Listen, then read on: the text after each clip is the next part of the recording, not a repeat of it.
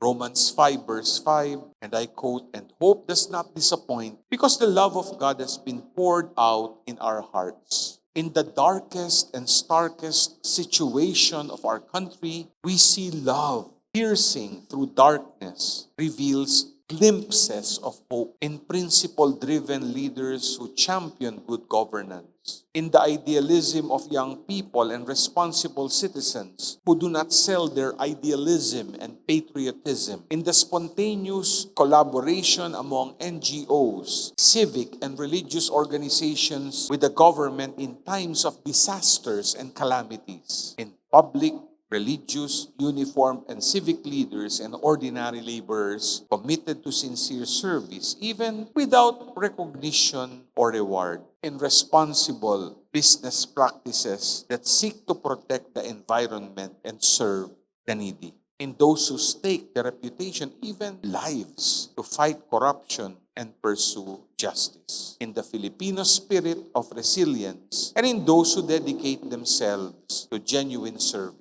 Something is wrong, yet at the same time urging us that something can and must be done within, among ourselves and our institution.